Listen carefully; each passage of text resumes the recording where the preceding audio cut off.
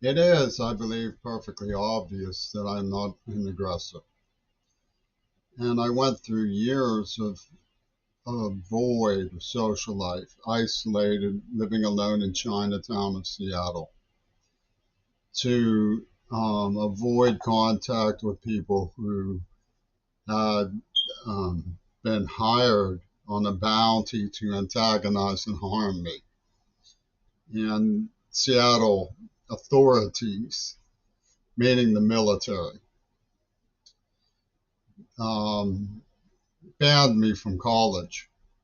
And when I embarrassed them by going back to Pennsylvania and graduating at the top of my class and winning the honors poetry contest, they poisoned me very severely in the mouth with the help of a homeless network in Pittsburgh who had kidnapped and tortured me as a child and now working with Martin Sheen on exploiting my circumstances, an isolated deaf man who they tortured. I have Parkinson's now.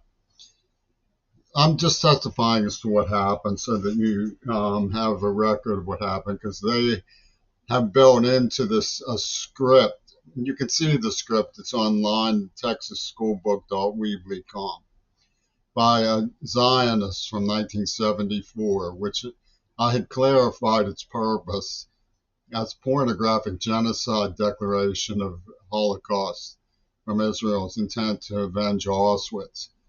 Back in 1994 at Carnegie Mellon University, I identified it. Well, by then, Yoko Ono had surrounded me in secret with her espionage system, basically playing the libels of the call girls who forced themselves on me as a child. And of course, when you're not aware that you're being exploited by guerrilla theater, you tend towards sincerity. So I tried to help these girls, and they got under the hood of my house on their mission, which was to rewire the letters for Yoko Ono. It was done with the help of a neurobehavioral researcher and Attica State Prison psychiatrist who controlled the car theft rings with the Pittsburgh police in the east side of the city of Pittsburgh. Now, the reason they targeted me was because I was a little boy from the ship in the Navy that my father was on with Bush. And the bomb was called the Little Boy Bomb. You'll notice there's a little girl in Dealey Plaza. The revenge attack is known as Little Girl.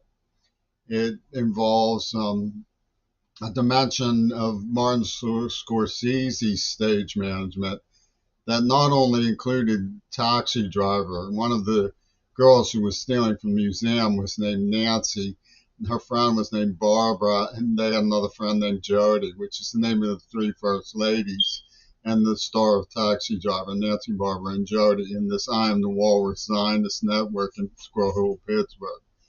But he has his feelers in Gaza as well. They played Little Girl right up to the Gaza massacre.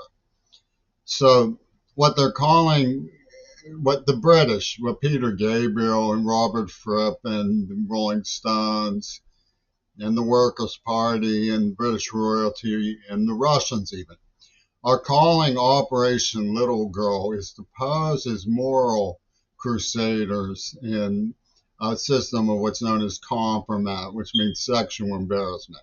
They just threw in the AIDS virus as like a incendiary bomb on tents.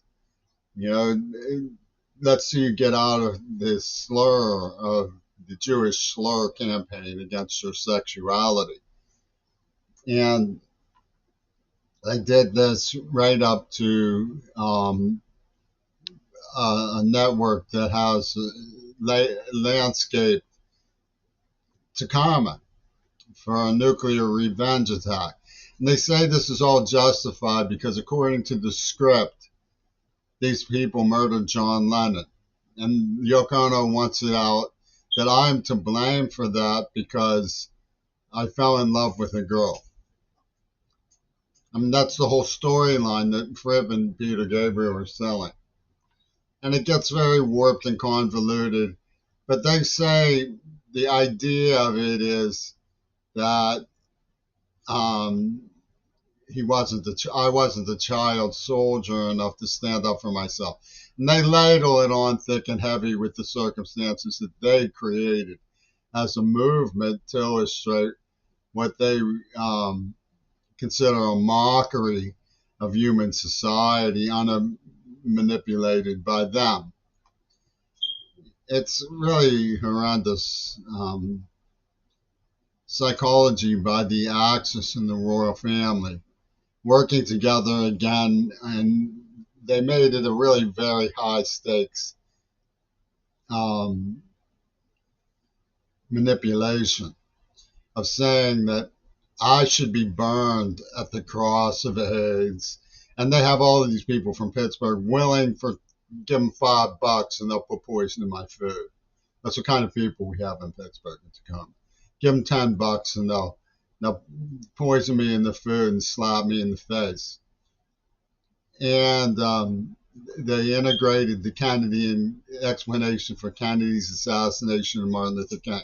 So you're supposed to believe that John Lennon would side with the people who killed him because I was a little deaf boy being brutally tortured as a child in his name.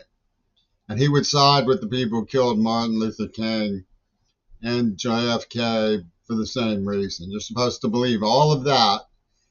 And Yoko Ono is a genius of psychology because she got the people who were infected with AIDS to cheer her mission of torturing somebody to death in revenge for Hiroshima.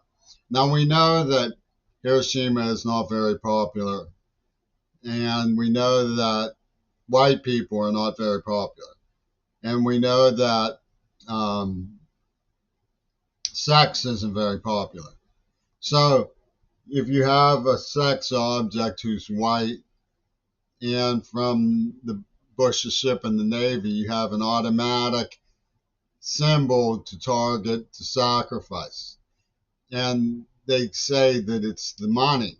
It's worth money, you see. And if they give the money to me, I would have to be poisoned and die. And their symbol from a really long time ago is a C for copyright in a Star of David. And they Ripper murdered Shannon Harps in Seattle. Now I've looked into that. That's the reasoning power. That's the power of the mafia of Seattle at work. And I warned publicly at Carnegie Mellon University in 1994 that the Jews were out for revenge for Auschwitz. I could see that perfectly clearly from the letters once I established the context of genocide pornography. And who I had to sleep with to do that is totally irrelevant trivia. I realize it gets the Gestapo going, the compromat, the Russians get out on it, but it's completely irrelevant. And I warned in 1994 in CMU newspaper that Jews were out for revenge for Auschwitz. So these sandbaggers who are rightly ashamed about Gaza are really the ones to blame. They're using Gaza as a smokescreen to cover the way they covered for the Israelis in the AIDS attack. That's perfectly obvious. That's perfectly obvious. Now, how do they get away with this? How do they get away with saying that John Lennon would side with the people who killed him? As a matter of principle, rather than let Jimmy Carrere have recognition as a poet. Okay, so there's Seattle's mafia scene. The Seattle Public Library, the people in the Black Panthers, all the cyber monitoring haters from Bath University. They say that John Lennon would have sided with the people who killed him rather than allow Jimmy Carrere to have recognition as a poet and live a normal life. Okay, he would have, the way that they get that around is by saying that I could have saved him, as if that's worse than killing him. Well, I looked into the whole script because he's siding with the people who killed him, they say, against JFK and Martin Luther King, too. They wangled it through hot wiring system, these people with Donald Trump, that they had to kill Cersei Kennedy to get revenge for the people who they say killed Lenin because Lenin supports them so much. Yeah, so we get more and more. It gets the way it works. This Mobius thing. John Lennon forgives the people who killed him, but doesn't forgive the person who could have saved him. It's because I was an object for Yoko Ono's revenge attack. Before any of this stuff about Lennon, he was fully alive when they wrote the script, and his Confederates worked on the script with him, and then he staged a Houdini. He probably went like that crank from the National Security Council, Snowden. He probably went to Russia and shacked up somewhere, changed his face and changed his name, and they pulled this thing. It was a syndicate that's built into the system from the Italian Futurist Mafia, counterfeiting done in Fayum when the Hollywood studio system was meeting with the great dictators. So they want to take over our media. So the news is the script, and the script is the news. And that's all they're going to say, because Reagan had me in D.C. with his favorites, the Israelis in the Federal Emergency Management Agency system. And the day he claims he was shot, he comes out and waves to me, and this master of Hollywood hands me a brochure that says, there's no such thing as objective reality, only what the juror believes. They put Donahue on my father's obituary, which is like a whodunit. Whodunit? The butler did it. Well, what's the opposite of a C in the Star of David? It's a painting by Van Gogh, right?